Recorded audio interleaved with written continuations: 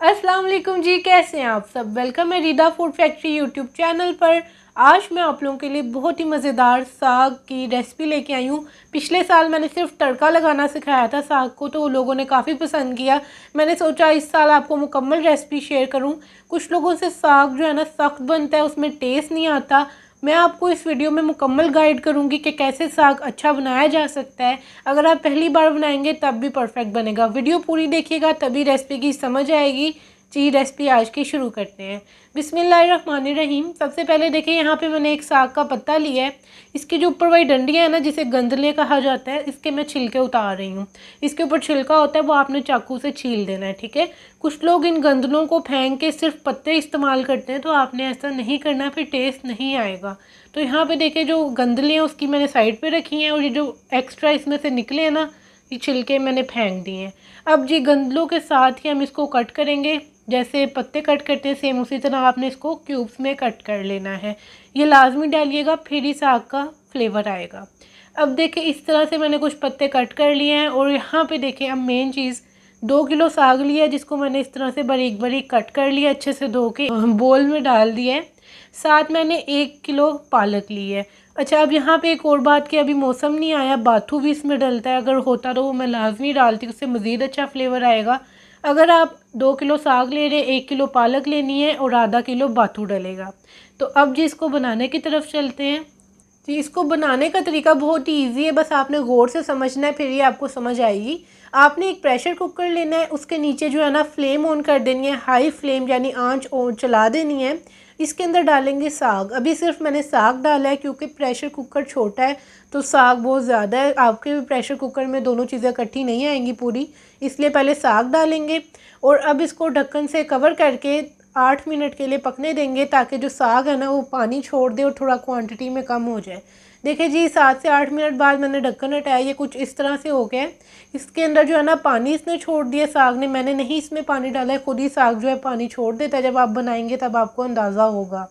तो जैसे ये आधी हो जाएगा क्वांटिटी में, तो आपने इसके अंदर बाकी की जो पालक है वो डाल देनी है, और फ्लेम ऑन ही रखनी है, ठीक है। इससे क्या होगा कि साग जो है ना नीचे पकता रहेगा, वो नीचे होता रहेगा, और फिर पालक भी पक पक के नीचे हो जाएगी।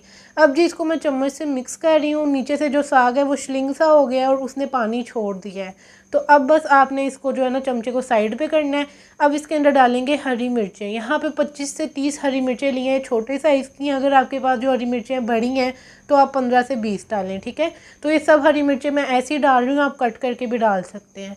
अब जी इसके अंदर नमक डालेंगे, 1.5 टीस्पून यानी कि 1.5 चाय का चम्मच इसमें नमक जाएगा। नमक ज़्यादा ना डालिएगा, क्योंकि पालक में और साग में कुदरती तौर पे नमक होता है। अब इसके अंदर डालेंगे पानी। आप सोच रहे होंगे कि साग और पालक ने इतना पानी छोड़ दिया, फिर भी मैं पानी डाल रही हूँ।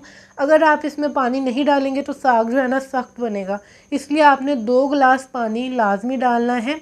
आप मेरे तरीके से रेसिपी बनाएंगे ना, इंशाल्लाह बहुत मज़े का साग बनेगा। अब बस आपने इसको अच्छे से मिक्स कर लेना है, और कोई भी मसाला अपनी तरफ से नहीं डालना, इसके अलावा इसमें कुछ भी नहीं डालेंगे। अच्छा जी, अब इसके ऊपर मैं ढक्कन रख रही हूँ प्रेशर कुकर का, और इसको अच्छे से बंद करेंगे, ऊपर वेट लगा देंगे। 30 मिनट के लिए इसको दरमियानी आंच पे पकने देना है। तेज़ आंच पे नहीं पकाएंगे, दरमियानी आंच पे 30 मिनट के लिए या 30 मिनट्स के लिए पकाएंगे। यहाँ पे पूरे 30 मिनट हो चुके हैं जी। मैंने इसकी जो है ना ऊपर से वेट हटा दिया ताकि इसकी हवा निकल जाए। जैसे ही प्रेशर कुकर की हवा निकलेगी तो आपने ढक्कन खोल देना है। अब देख सकते हैं आप जी, कुछ इस तरह से नज़र आ रहा है, इसका कलर चेंज हो गया है। अब जो है ना इसके अंदर पानी है, तो अब आपने क्या करना है कि इसको दोबारा से वेट लगा लेना है। और ये साग अभी सख्त है, ये पका नहीं है, तो मैं इसको अब 15 मिनट के लिए सेम उसी तरीके से दरमियानी आंच पे वेट लगा दूंगी। आपने तेज़ आंच नहीं रखनी, मैं फिर बता रही हूँ। तो जी यहाँ पे पूरे 15 मिनट हो चुके हैं। अब मैंने इसका वेट खोल दिया है। अब ये कुछ इस तरह से हो गया है, पानी भी कम हो गया और इसकी क्वांटिटी भी कम हो गई है। अब इस पॉइंट पे आपने देखना है कि जो अंदर गंदलें थी वो पक गई हैं। तो यहाँ पे मेरी जो पूरे 45 मिनट में आपने 2 बार वेट लगाया ना, 30 मिनट और 15 मिनट के लिए, तो जो गंदलें हैं ना इसके अंदर, साग बहुत अच्छे से पक गया है। अब आपने फ्लेम को हाई करके इसको 8 से 9 मिनट के लिए पकाना है। साथ साथ चमचा भी हिला सकते हैं, जैसे मैं हिला रही हूँ।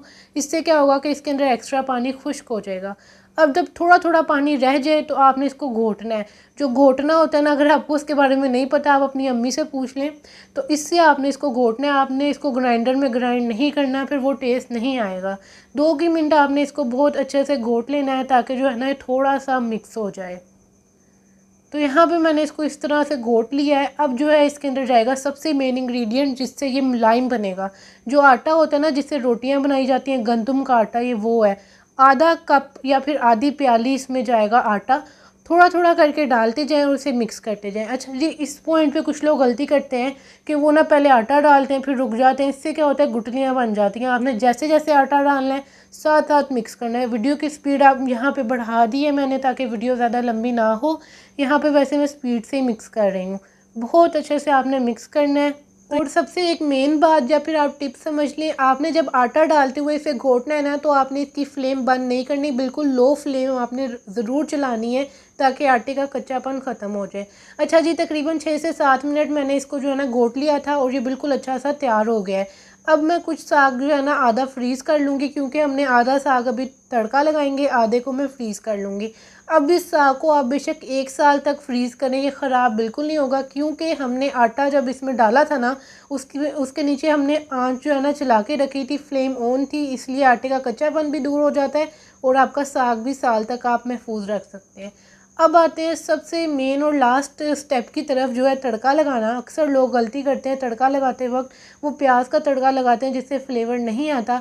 आज मैं आपको बड़ी डिफरेंट एक तड़का लगाना सिखा रही हूँ, जिसके लिए मैंने कढ़ाई में 1 कप के करीब तेल डाला है और इसमें डाल रही है 5 से 6 खाने का चम्मच चॉप किया हुआ लहसुन, यानी कि गार्लिक। आपने लहसुन को इतना फ्राई करना है कि इसका कलर जो है ना थोड़ा सा ब्राउन हो जाए। आपने लहसुन को हल्का हल्का कलर नहीं देना, ज़रा ब्राउन सा कलर देना है, ना ज़्यादा जलाना है, बस थोड़ा ब्राउन कलर हो जाए। हाई फ्लेम पे इसको 2 मिनट लगते हैं। तो ये देखें जी, अब आपके सामने इसका कलर कितना अच्छा सा आ गया है। अब इसके अंदर डाल देंगे 2 से 3 इंच की मैंने अदरक का जो है ना एक टुकड़ा लिया, उसको बारीक बारीक कट करके इसमें डाल दिया है। अब 10 से 15 सेकंड मैंने इसको फ्राई किया है मज़ीद, और अब इसमें डाल देंगे 1 गिलास पानी। इस पॉइंट पे जी अब पानी को आपने पका लेना है ताकि वो पकने लगे। जैसे ही पानी पकने लगेगा आपने इसके अंदर डालना है 1 खाने का चम्मच लाल मिर्च पाउडर। आप अपने टेस्ट के अकॉर्डिंग भी डाल सकते हैं। और एक और बात, कोई एक्स्ट्रा मसाला प्लीज़ ना डालिएगा वरना सारा टेस्ट ख़राब हो जाएगा। ज़ीरा शीरा कुछ भी नहीं डालना, आपने बस जो मैंने बताया लाल मिर्च वही डालनी है। और अब जाएगा सबसे मेन इंग्रेडिएंट, 1 गुट्टी धनिया की ली थी बारीक बारीक कट किया। फ्रेश धनिया इसमें लाजमी डालिएगा, इसी पॉइंट पे डालिएगा, एंड पे ना डालिएगा वरना वो टेस्ट ही नहीं आना, ठीक है। फ्रेश धनिया मैंने इसमें डाल दिया, अच्छे से मिक्स कर दिया। और ये थोड़ा सा जो है ना शोरबा सा लग रहा है, अब ये ऐसा ही होना चाहिए। अब ये ऐसे ही पकने लगेगा ना तो इसमें साग डालेंगे। अगर वीडियो पसंद आ रही है तो प्लीज़ मेरे चैनल को सब्सक्राइब कर लें। बहुत से लोग जो है ना मेरे चैनल को देख तो लेते हैं, वीडियो भी पसंद करते लेकिन सब्सक्राइब नहीं करते। तो प्लीज़ चैनल को सब्सक्राइब कर दें, इससे मेरी हौसला अफजाई होगी, मैं मज़ीद अच्छी अच्छी रेसिपीज़ आप लोगों के लिए बनाती रहूँगी।